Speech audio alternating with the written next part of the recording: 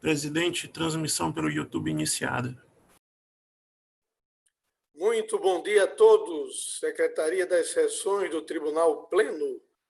Sob a proteção de Deus, constatada a presença de quórum, declara aberta a 29ª sessão ordinária, 13ª sessão em formato telepresencial do Tribunal de Contas do Estado do Rio Grande do Norte, nesta terça-feira, 26 de maio de 2020, com o acompanhamento dos nossos amigos pelo YouTube. Um grande abraço a todos.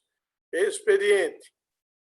A secretária para ler a ata da sessão ordinária anterior.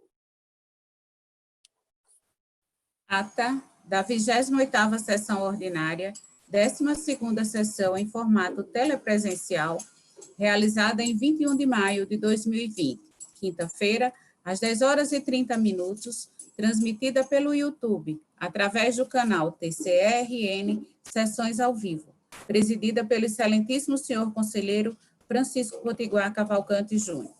Presentes, os excelentíssimos senhores conselheiros, Ana Paula de Oliveira Gomes,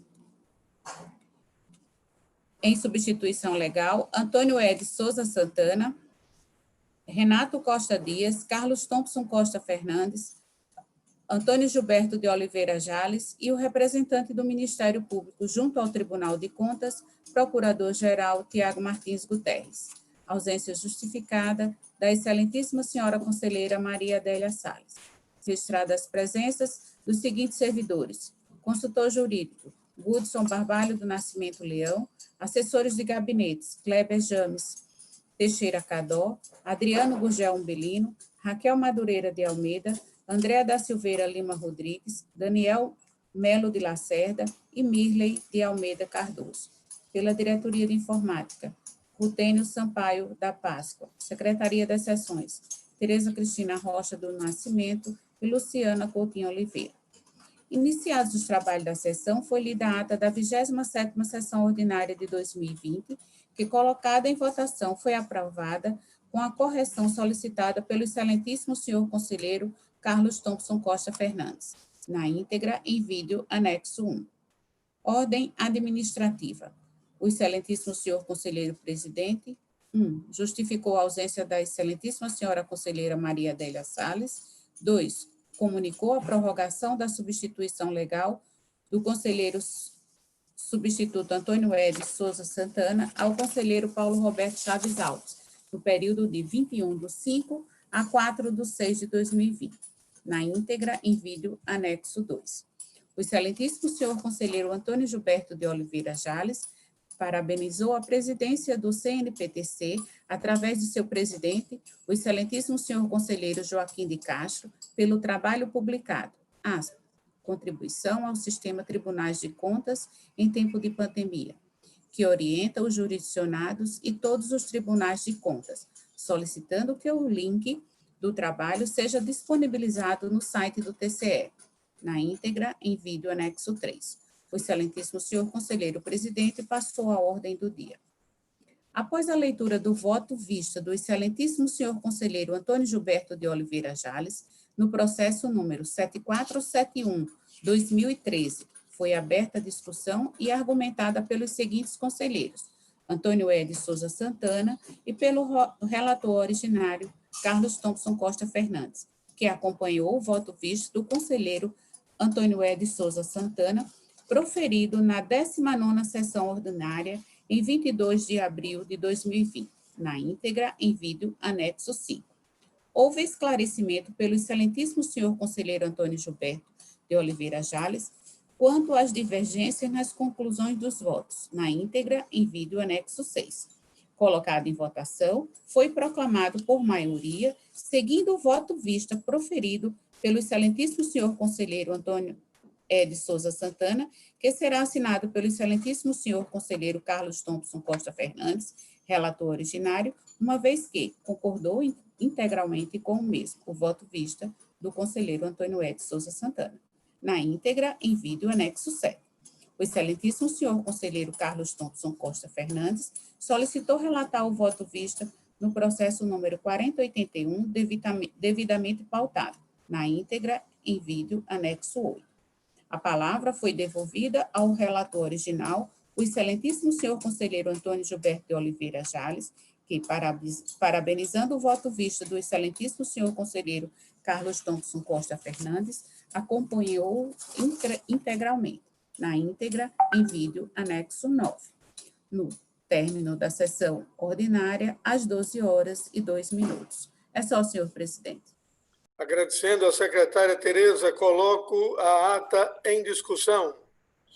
Senhor presidente, pela ordem. Conselheiro Carlos Thompson. Presidente, só para fazer um adendo, talvez seja interessante pontuar quando foi dito que o voto foi aprovado por maioria, que ficou vencido o conselheiro Gilberto Jales, porque ele apresentou o voto vista discordante em parte, tanto do voto de vista do conselheiro Ed, como também do meu próprio voto inicialmente proferido. Então, só para pontuar isso aí, eu acho importante. Ok. A secretária Tereza faz a ressalva. Mais alguma observação?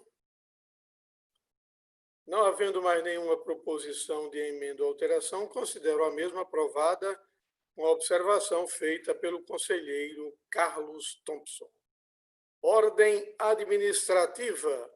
Na ordem administrativa, apresento um voto de pesar pelo falecimento da ex-primeira-dama do Rio Grande do Norte, dona Tereza Maia, esposa do ex-governador saudoso Tarcísio Maia. Ela faleceu ontem no Rio de Janeiro, aos 98 anos. Dona Tereza Maia deixa 3 filhos, o ex-governador José Agripino Maia, o embaixador Otto Maia e Ana Silvia Maia, além de 7 netos, entre os quais o ex-deputado federal Felipe Maia, além de bisnetos. A palavra continua facultada na ordem administrativa.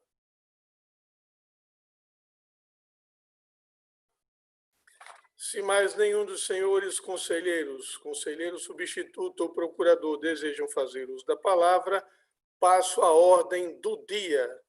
Tem a palavra a conselheira em substituição legal, Ana Paula de Oliveira Gomes. Muito bom dia a todos. Excelentíssimos senhores, tenho apenas 2 processos a relatar em substituição ao conselheiro Tarcísio Costa. São os de números 354/2018, 198/2018. Como verso sobre a mesma matéria, peço permissão para aplicação do artigo 188 do Regimento Interno.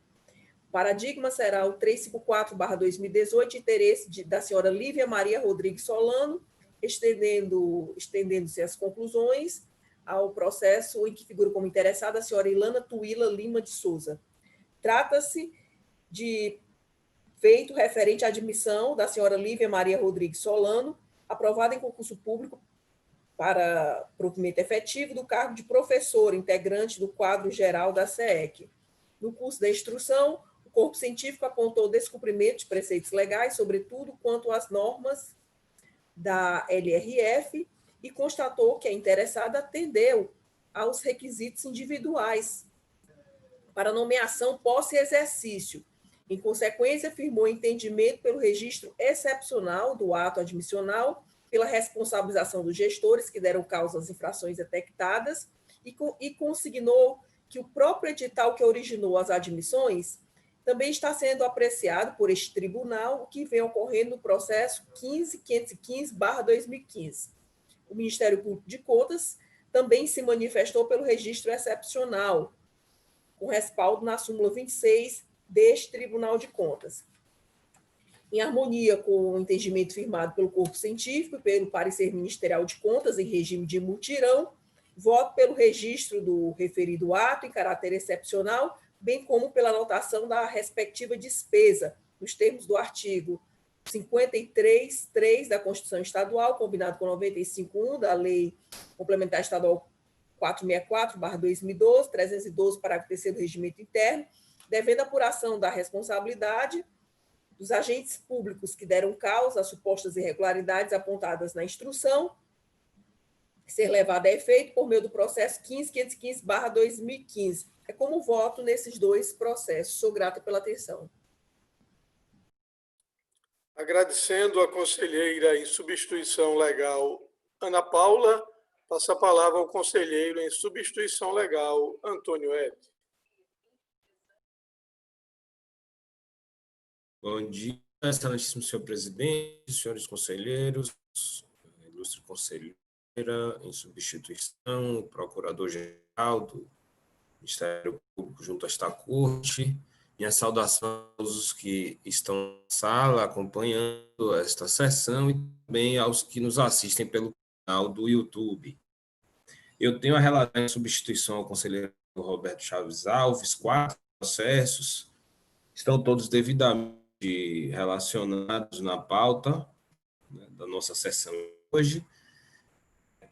3 processos se referem, no caso, o processo 10.416 de 2016, 20.444 de 2016, 10.384 de 2016, se referem à análise da legalidade de contratações temporárias realizadas no âmbito da FAC, sendo que todas as doações, me desculpe, da FUNDASE, Fundação de Atendimento Educativo do Estado do Norte, sendo que em todos os 3 casos, os contratos temporários foram extintos antes do julgamento de mérito. Então, o corpo técnico quanto ao Ministério Público sugeriram reconhecimento do prejuízo do exame de mérito desses autos e o meu voto é no mesmo sentido, com fulcro do artigo 312, parágrafo 4º do regimento interno. Já o 4º processo refere à análise da admissão do senhor Jonas Daniel Teixeira Lucas, processo 9.343 de 2018, em cargo integrante do quadro da Prefeitura Municipal de Novos, sendo, neste caso aqui, a exoneração a pedido do interessado também antes da apreciação de mérito dos autos. O meu voto em consonância com o Corpo Técnico do Ministério Público é pelo reconhecimento do prejuízo do exame por perda do objeto, considerando a exoneração a pedido do interessado. Os 4 que eu tinha apresentado na sessão de hoje, a deliberação do Tribunal Pleno. Ok, agradecendo ao conselheiro em substituição legal, Antônio Ed. Passo a palavra ao conselheiro Renato Dias. Senhor presidente, senhores conselheiros, senhor procurador-geral, senhores conselheiros substitutos, doutora Ana Paula, Antônio Ed, assessores, funcionários da casa, todos aqueles que estão assistindo na presente sessão telepresencial. Então, relatar, senhor presidente, 7 processos, sendo o primeiro deles 8.945, 2017, TCRN, interessada Maria Lúcia Lemos de Oliveira, assunto aposentadoria. Relatório. Trata dos presentes autos concedidos à servidora de aposentadoria concedida à servidora Maria Lúcia Lemos de Oliveira, no cargo de auxiliar de saúde, classe A, referência 16 do quadro geral do pessoal do Estado, da Secretaria de Estado da Saúde Pública e CESAP. Após regular a instrução processual, o corpo técnico desta Corte de Contas, em sua informação, DAP, evento novo, constatou a existência de incorporação de vantagem de natureza transitória nos proventos da parte interessada, referente à adicional de salubridade e adicional noturno, que apresenta redação constitucional. Analisou a informação sugerindo a denegação do registro da matéria, onde, em ato conjunto, o Corpo Executivo e o Ministério Público Especial ratificam a informação da DAP. É o que importa relatar, passa a fundamentar. Em breve relato, depreende-se a análise da apreciação do ato concessivo de aposentadoria, para fim de aprovação e registro da matéria nessa Corte de Contas, que após regular a instrução processual, verificou o corpo instrutivo em sua informação que no momento da passagem para inatividade ocorreu a incorporação de vantagem de natureza transitória, qual seja adicional de salubridade e adicional noturno, que apresenta vedação constitucional indo em conta a preceitos legais. Cumpre ressaltar que, especificamente sobre o tema da incorporação do adicional de insalubridade, o Superior Tribunal de Justiça já fixou entendimento pacífico que esta verba deve ser paga apenas na atividade, enquanto o servidor estiver exposto aos agentes nocivos à saúde. Já em se tratando do adicional noturno, este também não se incorpora ao salário do aposentado, de acordo com o entendimento do Superior Tribunal de Justiça, STJ, relacionado aos autos.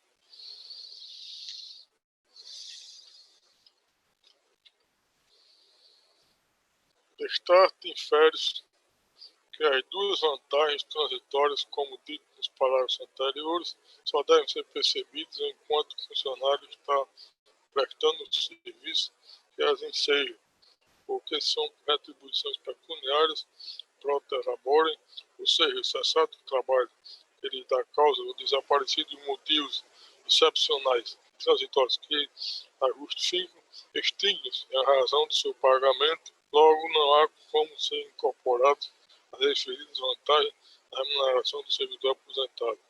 Ainda tais vantagens, como bem apontou o corpo técnico dessa Casa de Contas, foram concedidas após a entrada em vigor da Emenda Constitucional número 13, publicada em 15 de julho de 2014, que esticou o inciso 2 para 4 do artigo 29 da Constituição Estadual.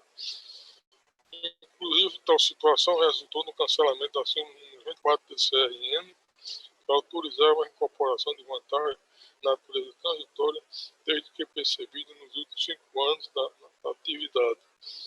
Dito isto, para que se possa atribuir a aprovação e registro da matéria, faz-se necessário que o IPERN, gestor 1 do RPPS, RN, mude suas atribuições, regularize a situação notificada nos autos, no intuito de excluir dos proventos da servidora as vantagens transitórias solicitadas. Diante do exposto, em consonância com a análise do corpo instrutivo do Ministério Público Oficial, pode pela denegação do registro do ato de aposentadoria, com a não anotação dos seus respectivos despesas, pode também pela intimação do Instituto de Previdência dos Servidores do Estado do Rio Grande do Norte, IPERN, gestor 1 da RPPS RN, mude suas atribuições, seu atual gestor, assim como da interessada, a fim de que tome conhecimento dessa decisão, se for o caso, apresente recurso no prazo regimental. Pode ainda pela assinatura do prazo de 90 dias, a contar do trânsito em julgado a decisão, para que o órgão previdenciário, por seu atual gestor, proceda à retificação das imprecisões acima relatadas, exclusão de vantagens transitórias, conforme o termo deste voto, todas as observações presentes nas manifestações do corpo técnico do Parque Especial, sob pena de aplicação ao responsável de sanção administrativa, devendo o processo posteriormente ser devolvido a este Tribunal de Contas. Com o voto do seu presidente e os outros 6 processos inseridos na minha pauta, do julgamento minha relatoria, que foi publicada no Diário Eletrônico dessa Corte de Contas, trata da mesma matéria, anteriormente relatada.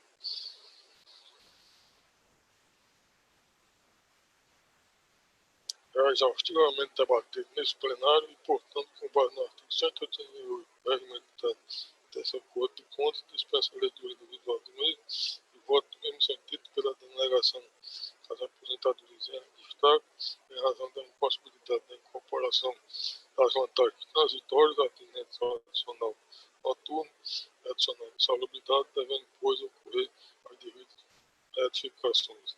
É só, senhor presidente. Agradecendo ao conselheiro Renato Dias, passo a palavra ao conselheiro Carlos Thompson. Bom dia, senhor presidente, senhora conselheira em substituição, senhores conselheiros, senhor conselheiro em substituição, doutor procurador-geral, assessores da casa, minhas senhoras e meus senhores que nos assistem pelo canal do YouTube. Senhor presidente, eu tenho em mãos 3 processos a relatar. O primeiro deles é o de número 7.329/2018. Trata-se de contratação temporária de Sérgio Henrique de Freitas Braga para a função de professor na Secretaria de Estado da Educação e da Cultura do Rio Grande do Norte. A Diretoria de Áreas de Pessoal e o Ministério Público de Contas, em ato conjunto, opinaram pelo prejuízo do exame de mérito da matéria, por perda de objeto decorrente do desligamento da função e o consequente arquivamento do processo no órgão de origem, nos termos do artigo 312, parágrafo 4º do Regimento Interno deste Tribunal de Contas, aprovado pela Resolução 9 de 2012. É o relatório. No voto, senhor presidente, eu pontuo a jurisprudência consolidada deste tribunal, no sentido de que a situação posta nos autos gera o prejuízo do exame do mérito da matéria para fins de registro. Daí porque eu acompanho integralmente a informação conjunta do Corpo Técnico e do Ministério Público de Contas, votando nesse sentido e pelo consequente arquivamento dos autos. É como eu voto, senhor presidente. O segundo processo é o de número 12.691/2016.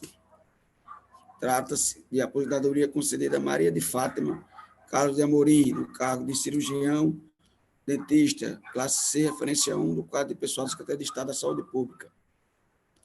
Após a análise dos autos no ensejo da ação coordenada para fim de tratamento de estoque da Diretoria de Áreas de Pessoal, DAP, efetuado nos termos do provimento número 1/2019, a DAP e o MP de Contas, em ato conjunto, sugeriram a manifestação desta acordo pelo prejuízo do exame do ato, visto que, ao tempo do falecimento da aposentada, em epífico, o ato aposentador correspondente não havia sido objeto de apreciação por este tribunal, bem como opinado pela notificação do IPERN, na pessoa do seu atual gestor, para que providencie a remessa, se houver, do processo de pensão por morte respectivo, nos moldes do artigo 96.4 da nossa lei orgânica. É o relatório, senhor presidente. Meu voto eu acompanho integralmente a manifestação conjunta da DAP e do Ministério Público de Contas, no sentido de que, sobrevindo a perda do objeto no processo de aposentadoria pela morte da parte interessada, restando, pois, prejudicado o exame do registro do ato que se extinguiu. Eu cito aqui também jurisprudência deste Tribunal de Contas, do Tribunal de Contas da União, e a previsão também no artigo 312, parágrafo 4 do nosso regimento interno. E de que, por outro lado, é argumentado de se ressaltar que o efeito do ato gerou direitos e obrigações, não havendo como negar a produção de efeitos durante a sua vigência, inclusive previdenciários, com repercussão na eventual concessão de pensão, se for o caso. Assim, em relação à concessão da pensão aos beneficiários, vale observar que se trata de matéria que deverá ser apreciada em procedimento próprio, isto é, no eventual expediente que concedeu a pensão, a fim de permitir o exame da legalidade daquela concessão.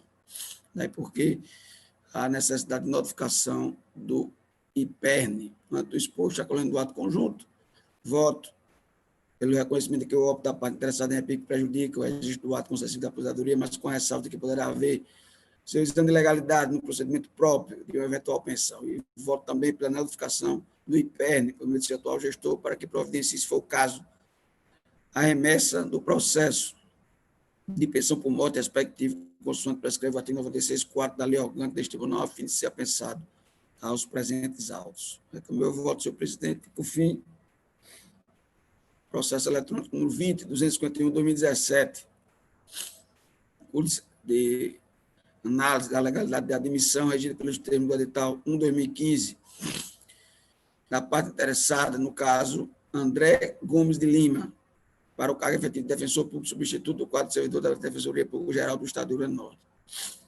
A DAP e o MP de Contas, em ato conjunto, manifestado pelo registro do ato admissional, tendo em vista que a parte interessada atender os requisitos individuais para nomeação, posse e entrada em exercício no cargo. Pontuar ainda que, abro aspas, de irregularidades no planejamento, concurso ou de cunho fiscal não influencia a apreciação de atos de admissão de pessoal com fim de registros, salvo se implique também em vícios relacionados ao servidor. Por conseguinte, compreendo reconhecer que, do ponto de vista das circunstâncias da auditoria de conformidade em áreas de pessoal sujeitos a registro, impostas pela súmula 26 deste tribunal, possíveis achados de cunho financeiro orçamentário no planejamento da expectativa de concurso não revelar vício relativo à parte interessada, não apresentam potencial materialidade para impactar os resultados esperados desse tipo de processo de controle. Portanto, sem materialidade, não justificar a sua inserção no escopo da auditoria de conformidade. Fecho aspas. Evento 4, folha 3. Ademais, a DAPMP de contas consignaram que o concurso público em tela é objeto de fiscalização específica instrumentalizado nos autos do processo 13.217/2015, no âmbito do qual, abro aspas, foram apreciados todos os pontos de controle previstos na resolução 8/2012 para a instrução do processo de fiscalização do concurso público, inclusive os de cunho financeiro orçamentário, conforme informação técnica incerta na respectiva 25, fecho aspas, evento 4, folha 4. É o que cabe relatar, senhor presidente, passa ao voto. Consoante depende das peças que acompanham os presentes autos, a admissão e comenta resulta de certame de implementar 1/2015 DPE.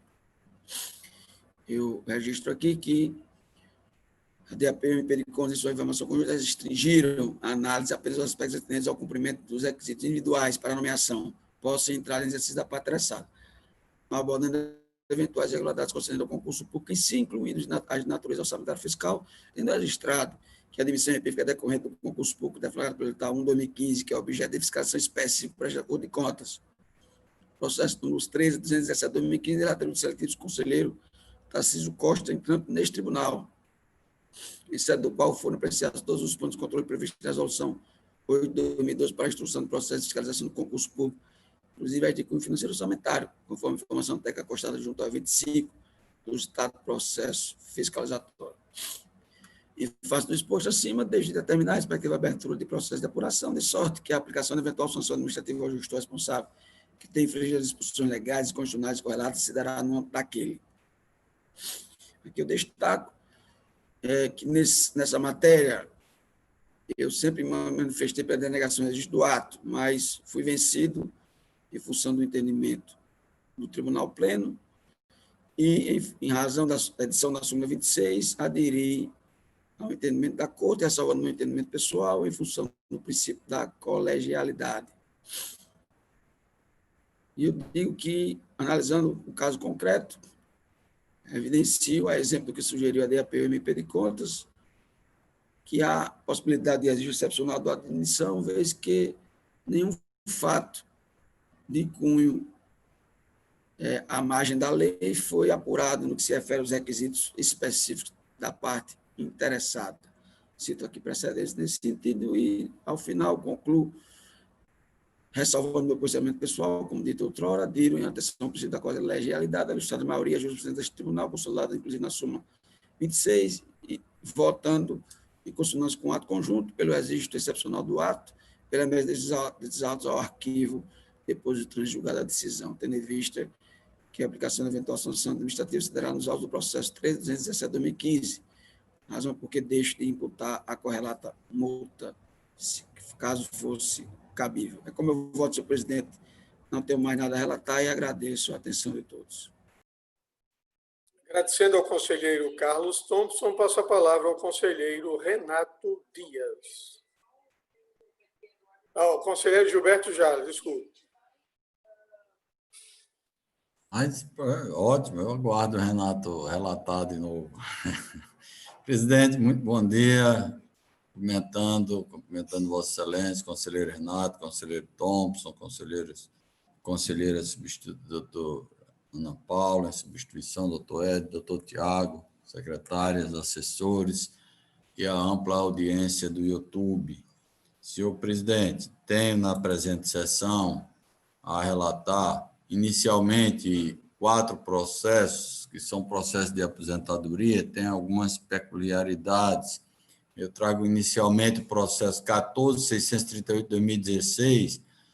A senhora Maria das Neves Rebouças de Souza é interessada. E esta é que ocupava o cargo de auxiliar de saúde da CESAP. O processo foi apreciado durante a ação coordenada e análise conjunta MP e DAP, o DAP-MP, constatou impropriedades que comprometem a regularidade da concessão do benefício.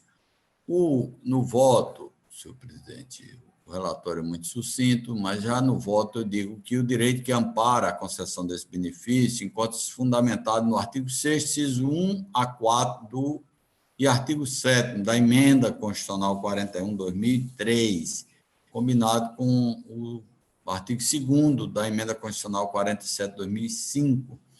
Então, dos autos, percebe-se que assiste razão ao pronunciamento do corpo técnico do órgão ministerial no tocante a máculas destacadas.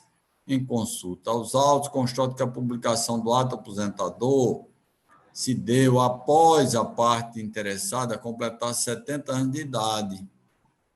Então, esse era o marco para a aposentadoria compulsória. Como o requerimento da aposentadoria voluntária foi efetuado com idade inferior ao limite vigente, a administração procedeu com a concessão voluntária e garantia da integralidade e paridade. Todavia, a rigor, deveriam ter sido aplicadas, no caso, as regras pertinentes à aposentadoria compulsória, ou seja, o cálculo do provento com base na média aritmética e reajustamento posterior, somente por índice geral, na forma do artigo 40, parágrafo 3º, parágrafo 8º e 17 da Constituição Federal, combinado com 68 da Lei Complementar 308 de 2005. Não obstante, considerando que o fato do requerimento da parte interessada ser anterior ao cômputo da idade de 70 anos, é possível a regularização do benefício com a retificação do ato para a estipulação de efeitos retroativos à concessão, de forma que a aposentadoria retroceda a sua vigência à data em que a parte interessada completou os 70 anos de idade, evitando a incidência da norma do 45, parágrafo 1 da Lei 308 de 2005. Deve, portanto, haver a correção do ato, isso está lá aposto, senhor presidente, que acabei de ler, na informação conjunta. De fato, a assegurada ingressou com pedido de aposentadoria no dia 13 de setembro de 13, e o ato concessivo só foi publicado no dia 28 de novembro de 13, tendo nesse término, precisamente, em 6/11, ela completou os 70 anos, né? Conforme se extrai dos documentos, as páginas 2, 3 e 65 do evento. Diante desse cenário, forçoso reconhecer a impossibilidade do registro do ato concessivo, como também a necessidade de adoção de providências aptas a regularizar a situação. Nesse sentido, eu trago aqui o 101 da Lei Complementar 464, que o tribunal deve determinar as medidas, e no próprio 101 também, que prevê a responsabilização daquele que injustificadamente deixar de adotar essas medidas. Então, a conclusão é pela denegação, pela determinação ao IPERN, que em 90 dias do trânsito julgado adota as correções, e ainda, em caso de descumprimento, já pela fixação de multa de R$ 50 por dia que superar os 90 dias que estão fixados no item B do voto. Processo 444/2017, Francisca Lindalva de Medeiros Gomes é interessada. No caso da dona Francisca, ela ocupava o cargo de professora da Secretaria de Educação do Estado. Também, esse processo foi apreciado na análise conjunta durante a realização da ação coordenada, e foram constatadas também impropriedades que comprometem a regularidade da concessão. No caso da dona Francisca, o fundamento é o artigo 6º, inciso 1 a 4 da Emenda Constitucional 41, combinado com o 2º da Emenda 47 de 2005. O ato da aposentadoria ao tempo de contribuição, com proventos integrais, de acordo com a regra dos artigo 6º da Emenda Constitucional 41, estabelece regra de transição com resguardo do direito de totalidade da remuneração do cargo e a paridade dos proventos, a remuneração do cargo em atividade, cujo teor se faz transcrever. Eu trago transcrito aqui o artigo 6º e vamos ao caso concreto. O dispositivo constitucional fixa critério mais favorável para o cálculo dos proventos da aposentadoria, desde que o servidor, amparado pelo regime próprio previdente, tenha ingressado na administração pública até 31 de dezembro de 2003, que foi a data da publicação da emenda 41. Nessa hipótese, o interessado faz jus ao cálculo dos proventos equivalente ao total da remuneração. Feitas essas considerações, no caderno percebe-se que a dona Francisca ingressou na administração em 1986, bem como que, ao tempo do ato de inativação, ela contava já 26 anos, 3 meses, 14 dias de serviço e 70 anos de idade, além de mais de 20 anos de tempo efetivo no serviço público, 10 anos de carreira e 5 anos, no mínimo, no cargo que se deu à aposentadoria. Registe ainda que a beneficiária comprovou função exclusiva de magistério, atendendo, portanto, à regra prevista no artigo 5º do artigo 40 da Constituição Federal. Destaque forçoso reconhecer que a parte interessada preenche todos os requisitos elencados na referida regra de transição com aplicação do redutor previsto constitucionalmente. Portanto, ademais, ainda cumpre destacar que a aposentadoria compulsória não retira do interessado o direito observando a referida norma mais benéfica, já que preenchidos os requisitos. Entretanto, há de se ressaltar que, para a aplicação de tal regra no presente caso, faz necessário retroagir os efeitos do ato aposentador à data em que a segurada atingir a idade limite de permanência em serviço público, ou seja, a data do dia 7 de setembro de 12, foi quando ela completou 70 anos. Isso porque, após esse período, o regramento aplicável deve ser o da aposentadoria compulsória. Todavia, no caso em apreço, o ato de aposentadoria registrou o direito da aposentadoria voluntária, porém, sem a retroação dos efeitos da mesma para a véspera da data em que a interessada completou 70 anos. Deve, portanto, haver a correção do ato concessório, no que tange a sua vigência, para a obediência da norma constitucional regente. Diante disso, forçoso reconhecer a impossibilidade do registro, como também a necessidade de providências para a regularização. E aí eu trago aqui essa necessidade e já passando à conclusão pela denegação, pela determinação IPERN, que corrige em 90 dias a aposentadoria da dona Francisca, e ainda a imputação de multa diária de R$ 50, caso não o faça no prazo acima fixado. Processo 1654-17, Maria Garcia do Nascimento Costa, aposentadoria também. No caso da dona Maria Garcia, ela é professora do quadro de servidores da Secretaria de Educação.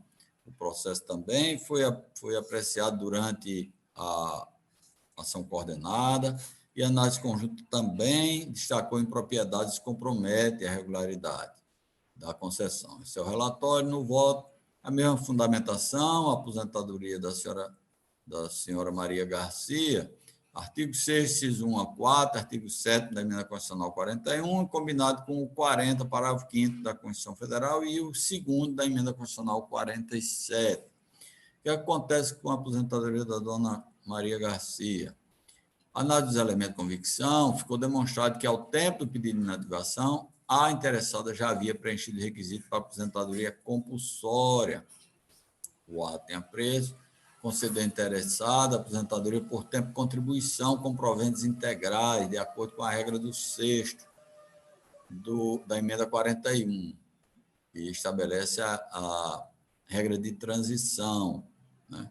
Então, nessa hipótese, vou adiantar, o dispositivo constitucional fixa os critérios mais favoráveis aos cálculos proventos da aposentadoria, desde que a servidora, no caso, esteja amparada em regime próprio, tenha ingressado antes de 31 de 12 de 3. Vamos ao caso concreto. A parte interessada integrou na administração em 86, bem como que, ao tempo do ato de inativação, contava com 25 anos, 6 meses, 27 dias de serviço, 70 de idade, além de mais de 20 anos no efetivo de serviço público, 10 anos de carreira, 5 anos no cargo efetivo. Comprovou função exclusiva de magistério.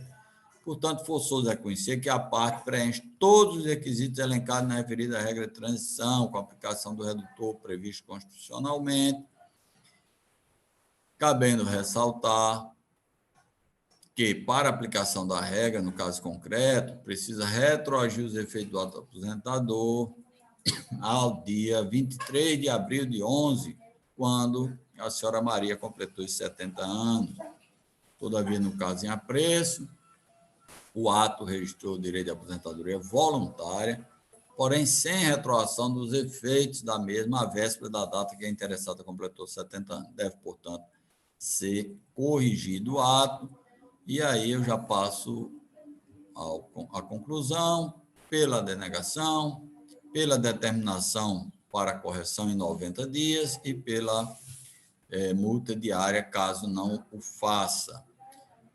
Processo 10.372.15, Creuza Anedina da Costa, também aposentadoria. No caso da senhora Creuza, ela era auxiliar de saúde da CESAP, também foi apreciado durante a ação coordenada e também o ato conjunto traz impropriedades.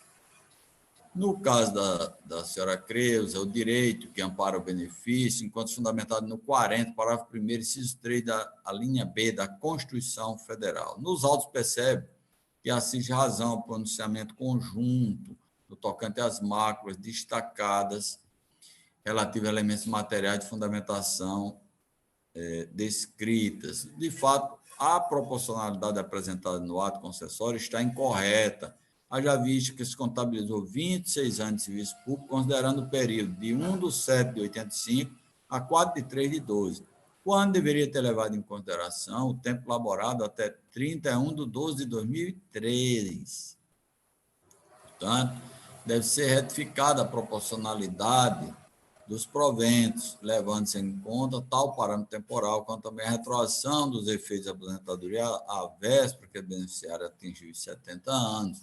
Diante desse cenário, forçoso reconhecer a possibilidade do registro da concessão e determinar as medidas regularizadoras e também responsabilizar aquele que não o fizer. E a conclusão, no mesmo sentido, pela denegação, pela determinação aí perto para que corrija em 90 dias e pela fixação de multa diária, caso não faça no prazo fixado no item B.